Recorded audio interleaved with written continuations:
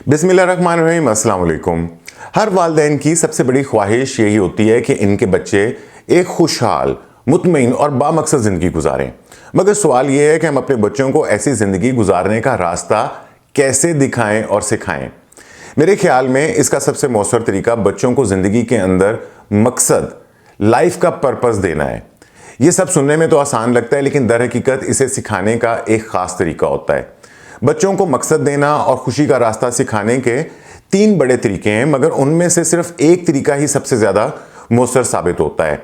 तो इस वीडियो के अंदर मैं आपको इन 3 तरीकों को समझने के अंदर मदद दूंगा और फिर देखते हैं कि कौन सा तरीका सबसे ज़्यादा ताकतवर और कामयाब होता है। लेकिन आगे बढ़ने से पहले मैं हमेशा की तरह आपसे दरख्वास्त करूंगा कि अगर आपने अभी तक इस चैनल को सब्सक्राइब नहीं किया तो सब्सक्राइब करके मुझे शुक्रिया का मौका दीजिए। इस वीडियो को लाइक और कमेंट करना मत भूलिएगा, इससे मुझे हौसला अफजाई मिलती है। और एक और बात, अगर आप लाइफ के अंदर किसी भी तरह के चैलेंजेस से गुजर रहे हैं या सेल्फ इंप्रूवमेंट करना चाहते हैं या अपने रिलेशनशिप्स को मजबूत करना चाहते हैं, तो मैं व्हाट्सएप कॉल के ऊपर और जूम पे कोचिंग, काउंसलिंग और थेरेपी की सर्विसेज भी फ्राहम करता हूं। अगर आप इंटरेस्टेड हो तो मुझे दिए गए व्हाट्सएप नंबर के ऊपर रब्ता कर सकते हैं।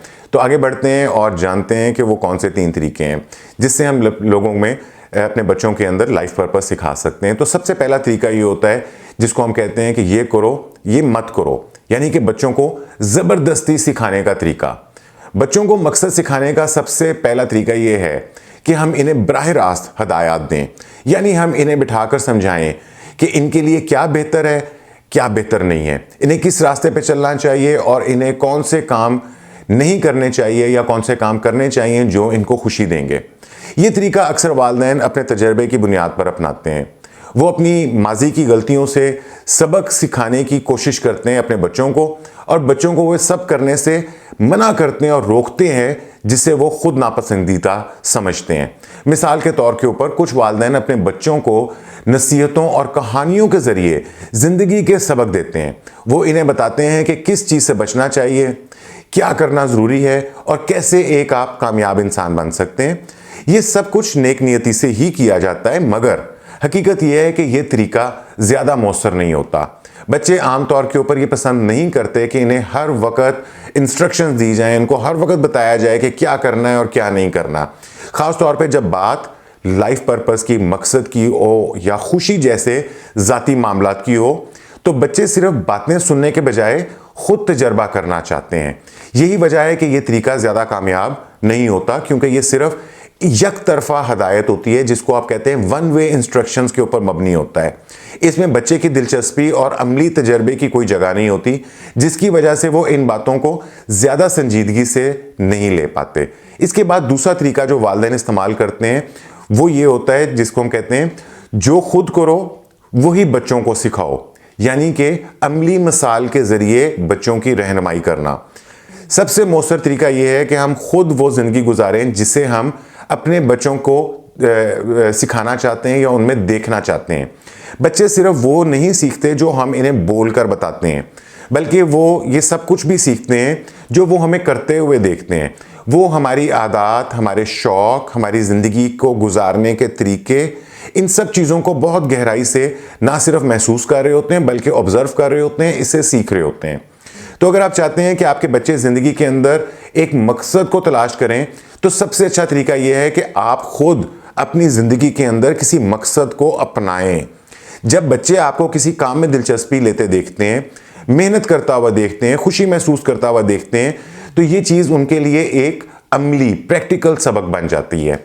वो ये जान पाते हैं कि मकसद तलाश करना क्यों ज़रूरी है और ये ज़िंदगी को ज़्यादा मानी खेज कैसे बना देता है। और ये तरीका नस्ल दर नस्ल, जनरेशन्स के अंदर तरक्की का सफ़र पैदा करता है। दरअसल अक्सर हम जो हमारे जनरेशनल ट्रॉमाज होते हैं, जिनको हम कह सकते हैं कि नस्ली सदमात होते हैं या हमारे मनफी अकायद होते हैं, इन्हें हम आगे बढ़ाते हैं। मगर हम बच्चों को एक बामकसद और खुशहाल ज़िंदगी का अमली नमूना अगर दें तो वो भी फिर उस रास्ते के ऊपर चलना शुरू हो जाएंगे।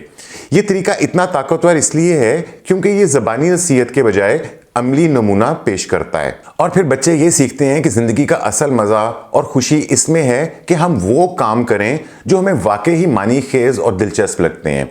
यहाँ तक कि अगर वो ज़िंदगी में आपसे मुख्तलिफ रास्ता भी चुन लेते हैं, तब भी इन्हें ये एतमाद होगा कि वो अपना मकसद तलाश कर रहे हैं, they are after some purpose, और यही सबसे अहम चीज़ है।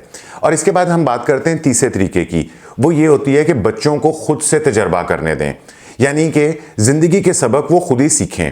ये भी एक बेहतरीन तरीका है बच्चों को मकसद सिखाने का, यानी कि एक्सपेरिमेंटल लर्निंग जो है, यानी बच्चों को मौका दिया जाए कि वो खुद ज़िंदगी के मुख्तलिफ पहलुओं को दरियाफ्त करें, अपने फ़ैसले खुद करें, गलतियां करें और फिर इन गलतियों से सीखें, मगर एक महफूज माहौल के अंदर जहां वो बड़े नुकसानात से बच सकें।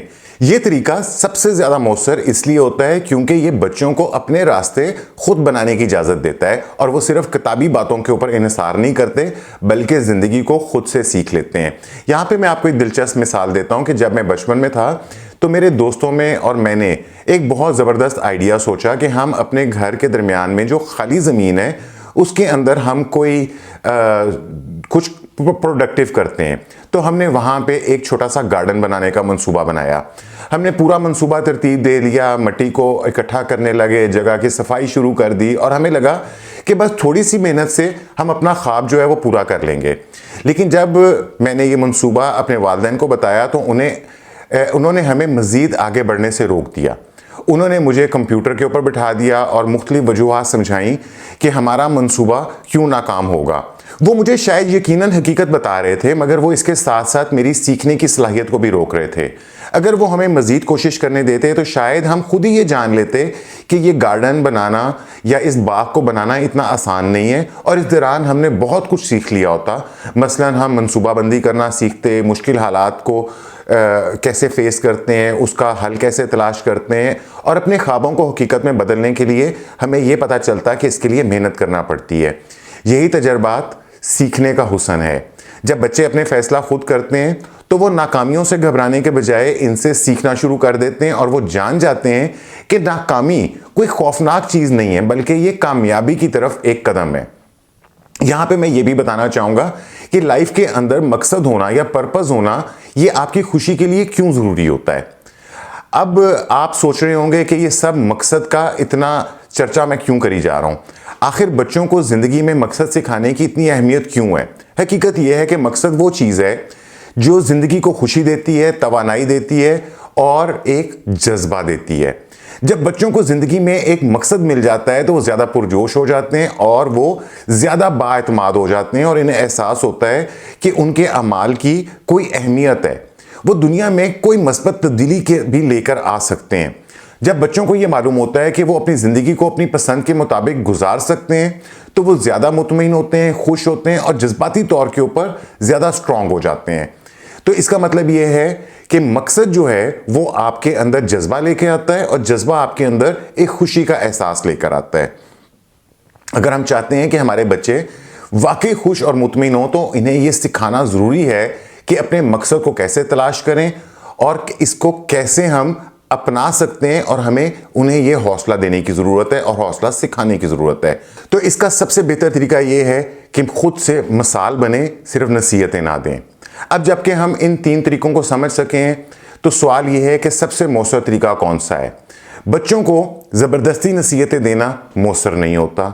बच्चों को सामने उनके खुद अमली नमूना बनना ये सबसे कामयाब तरीका है, और इन्हें तजर्बात से सीखने का मौका देना खुशी और मकसद की तलाश में सबसे ज़्यादा मददगार साबित होता है। तो अगर आप वाकई अपने बच्चों की खुशी और कामयाबी चाहते हैं तो इन्हें तजर्बात के ज़रिए सीखने दें और ख़ुद एक बामकसद ज़िंदगी गुजार कर उनके सामने एक मिसाल बने। बच्चों को खुद दरियाफ्त करने दें और उन्हें आज़ादी दें कि वो अपनी पसंद के काम कर सकें, और सबसे बढ़कर ये कि इन्हें आप दिखाएं कि ज़िंदगी का असल लुत्फ़ इसमें है कि हम वो काम करें जो हमें वाकई ही बामानी लगते हैं। और आखिर में मैं सिर्फ ये बात कहूँगा कि याद रखें कि ज़िंदगी का मकसद दूसरों को बताने में नहीं है बल्कि खुद ज़िंदगी को जीने के अंदर है।